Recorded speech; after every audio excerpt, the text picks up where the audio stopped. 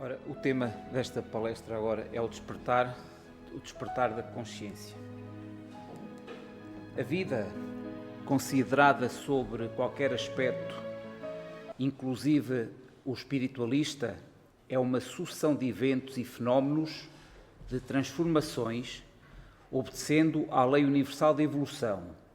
No universo, tudo se transforma e ajusta-se em contínuo mecanismo de adaptação e aperfeiçoamento. A evolução anímica é um desenvolvimento gradual da consciência. A cada etapa do processo evolutivo, a consciência expande-se e amplia as percepções e concepções de si mesma, bem como da vida em geral.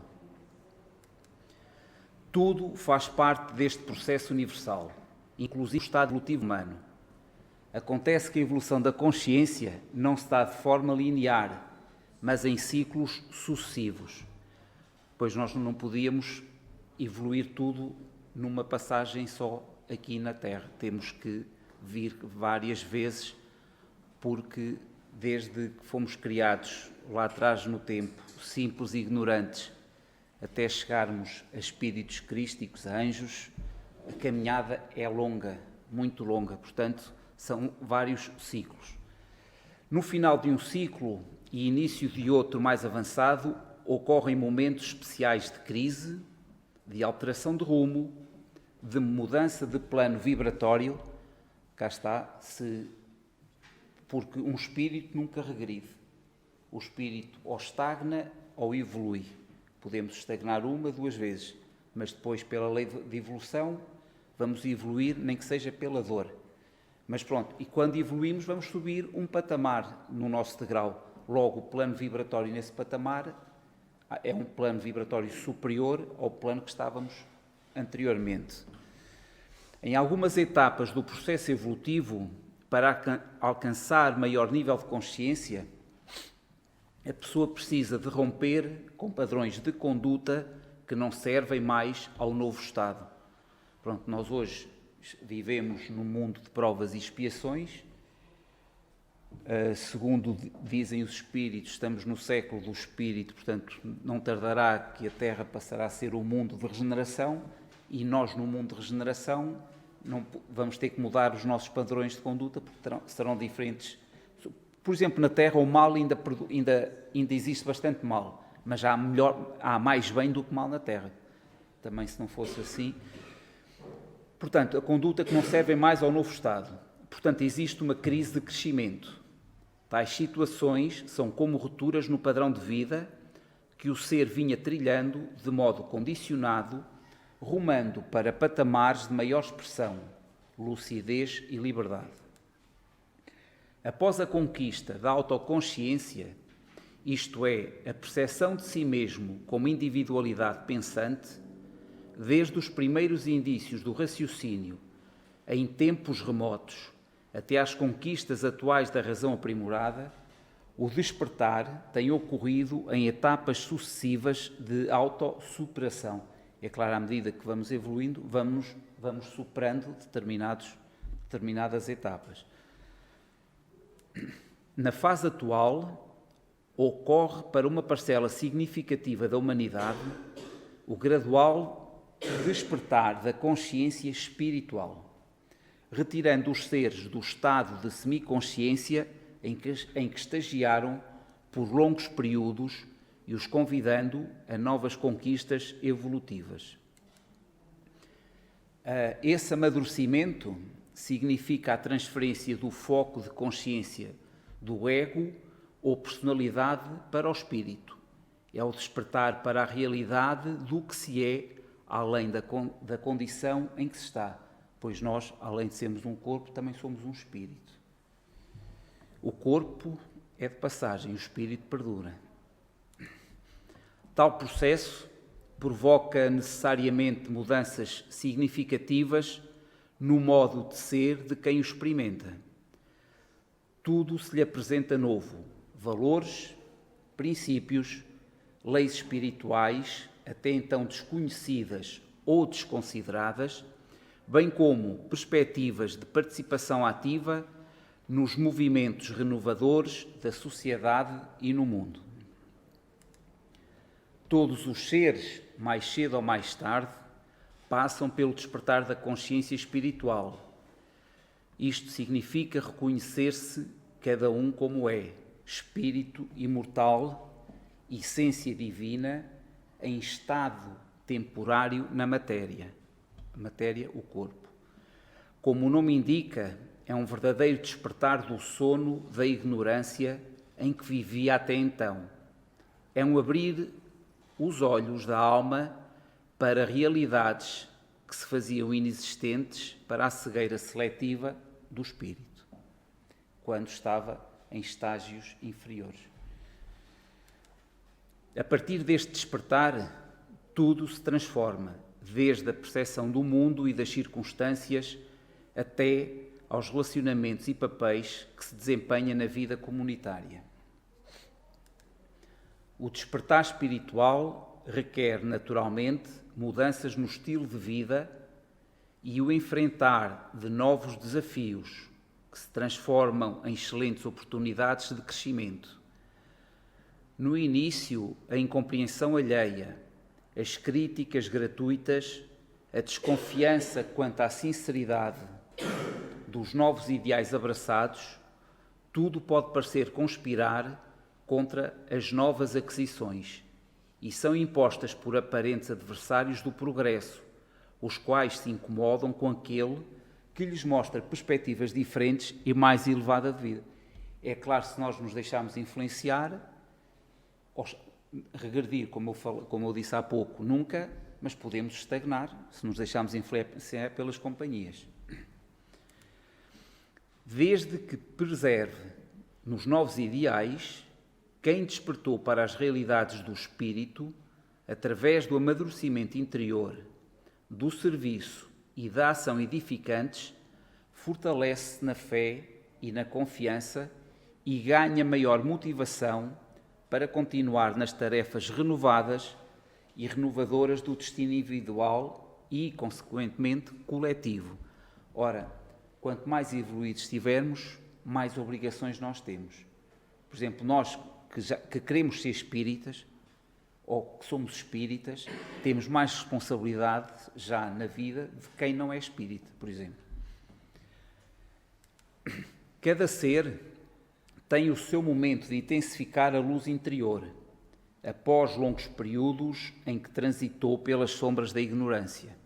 A humanidade, como sabemos, é composta de seres nos mais diversos níveis evolutivos, portanto, muito heterogénea quanto à luz espiritual que cada um pode expressar. Há seres que desde há muito já acenderam a luz em si, mesmos e a projetaram para o mundo, na condição de mestres, sábios e santos. Muitos outros, até hoje, manifestam primitivismo que ainda lhes caracteriza a conduta. Daí a necessidade da compaixão diante de todos os irmãos do caminho. Da mesma forma que os seres mais evoluídos nos compreendem e respeitam amorosamente as nossas limitações. Precisamos exercitar a compaixão diante dos irmãos que, por enquanto, ainda não despertaram para as verdades espirituais que julgamos compreender. As religiões podem servir como chamamentos ao despertar dos seguidores, desde que representem convite à reflexão, tomada de consciência e renovação de atitudes perante si mesmos e diante da vida. Caso isso não ocorra, o despertar espiritual pode significar a mudança de opção religiosa quando a crença professada até então não mais responde aos anseios da alma mais amadurecida. Assim, a consciencialização individual requer e promove um despertar concomitante dos caminhos religiosos, pois esses também evoluem para atender às necessidades crescentes de esclarecimento e orientação.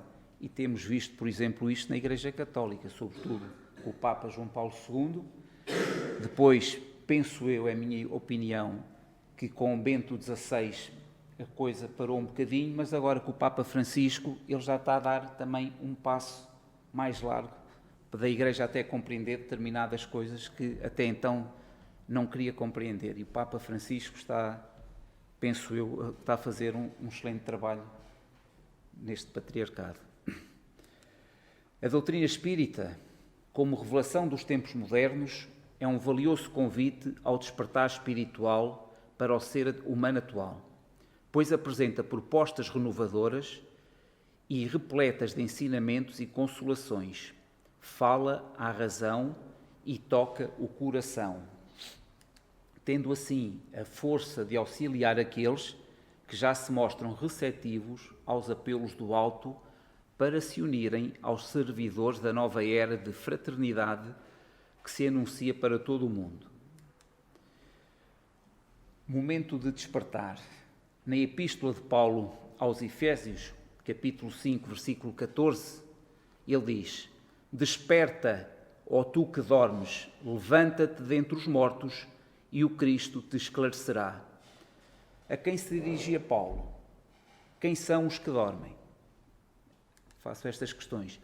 Observando a grande massa que se afirma religiosa, a caminhar como se sonâmbula fosse, simplesmente conduzida, podemos entender que as palavras de Paulo de Tarso se referem a nós homens que vivemos na Terra. A esse homem que ouve e fala em Deus, em fé e espiritualidade, mas respira a estranha atmosfera de um pesadelo. O homem que, apesar de ouvir os ensinos do Cristo, acusa dificuldades no seu entendimento e na sua aplicação.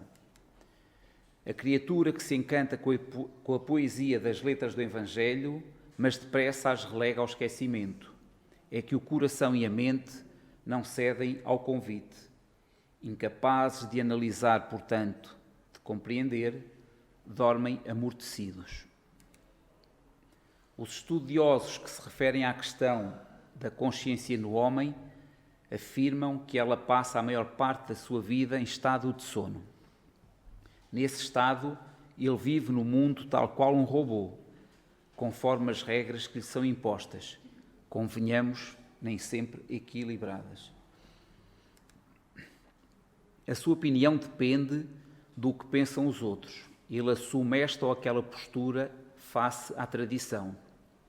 Cultiva hábitos sem mesmo saber porquê. Em todos os tempos, o homem tem sido informado da necessidade de acordar e dos perigos que o sono representa.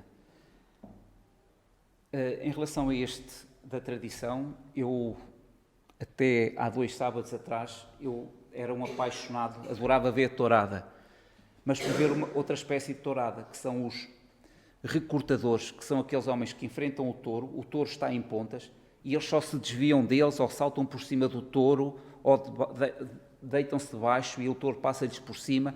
Portanto, não há armas, não magoam os animais. Eu vi isso, gostei, e acho que a tourada, como eu gostava antigamente, já não me seduz e ver touradas. Eu todos os anos via, tive hipótese este ano e não. Preferi ver os recortadores e acho que me tornei adepto dessa modalidade. Isto foi só um à partezinho. Nos Evangelhos de Lucas e de Mateus, encontramos as advertências de Jesus: porque estáis dormindo, levantai-vos e orai, para que não entreis em tentação. Então, nem uma hora pudeste velar comigo? A ideia de despertar não é, portanto, novidade.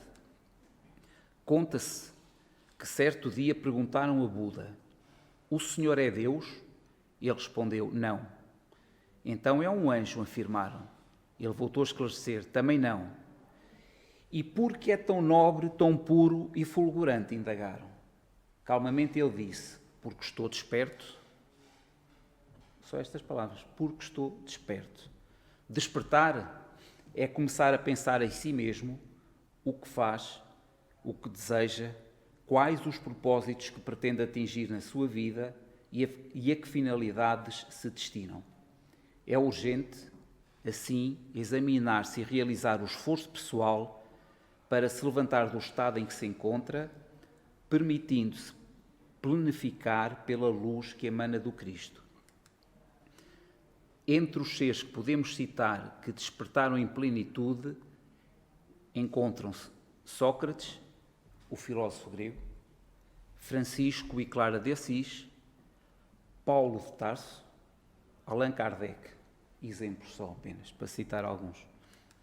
Nos Evangelhos também encontramos exemplos de criaturas que tiveram dificuldades em acordar plenamente, a princípio conseguindo na sequência. Por exemplo, Nicodemos, os apóstolos Tomé e Tiago. A doutrina espírita propõe o despertar em totalidade ao convidar-nos à transformação moral, que é um processo libertador. A redação do Momento Espírita, com base no capítulo 68 do livro Pão Nosso, que foi editado pelo Espírito Emmanuel a Chico Xavier, e no artigo Mais Elevado Estado da Consciência, de Sueli Caldas Schubert, extraído da revista Informação de Junho, isto em 6/2/2012. Qual é o momento certo então para o despertar? Sinto certo incómodo ao perceber que, com o passar dos anos, torna-se uma tendência quando se trata da transformação moral pela qual passaremos todos, mais cedo ou mais tarde. O retardar na nossa caminhada e a fácil aceitação dos percalços que encontramos por esses caminhos tortuosos da existência. Nessas horas, acompanhando este desconforto, surgem questões como: existe o momento exato para a nossa transformação moral? Se existe, onde ele está? Como podemos ir ao seu encontro? Estagnamos na nossa caminhada evolutiva e, como justificação para essa interrupção, normalmente utilizamos o termo momento. Na nossa inércia, a impressão que fica é que dificilmente encontraremos a hora da modificação interior, do autoburilamento, da modificação moral proposta pelo Mestre Jesus e corroborada pela doutrina kardecista. Utilizamos o termo como se fosse um muro intransponível entre nós e o nosso ser interior em busca da perfeição. Como já nos orientou um sábio do passado, somos os artífices dos nossos destinos. E nesta oficina de trabalho, a principal ferramenta que possuímos é o livre-arbítrio, que é uma bênção que poderíamos ter recebido do Criador para o nosso processo reencarnatório. É através deste que podemos e devemos mudar para melhor os nossos caminhos.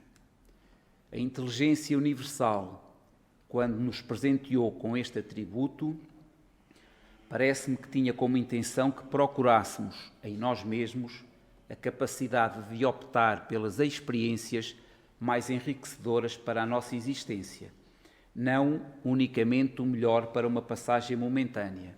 O que são 60 ou 70 anos de vida comparado com a eternidade? Mas o que essas opções que tomamos hoje podem refletir mais adiante no nosso aprimoramento em busca da felicidade. A divergência encontrada no termo momento passa por um processo de autoconhecimento, o qual requer a aceitação dos nossos vícios e das nossas fraquezas. Contudo, requer inclusive o reconhecimento das nossas virtudes, procurando potencializá-las para que mais tarde essas nossas falhas morais comecem a desaparecer aos poucos, de acordo com o nosso trabalho e merecimento. Tivemos muitos exemplos em vários momentos da história que nos servem como referência neste processo de conversão moral. O impulso em determinada ocasião pode até ser externo, porém o trabalho é feito de forma intrínseca, buscando, como dito anteriormente, nas nossas virtudes, o sustento que nos revigora e sustenta na tentativa da transposição deste alto e imponente muro da inação. O Espiritismo, codificado por Kardec há mais de 150 anos, propõe-nos um despertar na totalidade, convidando-nos à transformação moral, que é o verdadeiro processo libertador. Nas obras da parceria entre Divaldo e Joana de Ângeles, entre outras, vamos perceber que depende somente das nossas forças essas modificações morais que nos vão libertar do jugo das vaidades. Entendemos perfeitamente que a vida é feita de momentos que surgem e que passam, de momentos que marcam mais ou menos, momentos de felicidade e de tristeza, mas não podemos interpretar essa palavra de forma equivocada, obstruindo a passagem para a elevação espiritual. O momento de decisão requer que estejamos firmes nos nossos propósitos, assim como na vida, quando decidimos casar, quando decidimos ter filhos, requer absoluta certeza de que é realmente a nossa vontade. Não podemos hesitar na nossa decisão para que um pequeno acúlio se transforme em arma dilacerante. Na nossa modificação interior, funciona de forma parecida. Vamos identificar o nosso principal vício, a essa altura já devemos ter descortinado essa fraqueza e procurar batalhar dia após dia para vencê-lo, tendo como grande arma a nossa vontade de crescer. Nesta árdua tarefa, teremos sempre ao nosso lado os mentores espirituais enviados do Cristo, sempre apostos para nos auxiliar no que for necessário. Importante ressaltar que os espíritos não resolverão os nossos problemas. Certamente ajudarão, mas a solução depende somente de nós. Espíritas, muito será cobrado a quem muito for dado. Precisamos parar de nos esconder atrás do muro do momento, observando a nossa vida através de fendas e começar agora mesmo a fazer um amanhã diferente. Baseado na nossa modificação interior, temos todas as ferramentas necessárias. Basta somente que tenhamos a vontade de mudar, e este sim é o grande desafio. Jogar as máscaras no chão, aceitar quem realmente somos e mudar o que for necessário para que tomemos as rédeas da nossa evolução. Este, acredito eu, parece ser o grande desafio do momento. Leon Denis afirmou que o ser dorme no mineral. Cá está a tal transição do espírito nos vários reinos da natureza. Dorme no mineral, sonha no vegetal, move-se no animal, desperta no hominal e sublima-se no angelical. Este pensamento filosófico relacionado com evolução e eternidade é de fundamental importância para a compreensão do nosso progresso espiritual. As admoestações de Jesus Cristo aos que não ouviam nem enxergavam para que tivessem olhos de ver e ouvidos de ouvir, nada mais eram do que a mensagem do despertamento para a vida maior. Muito obrigado por me terem escutado, muita paz para todos e que Jesus nos abençoe.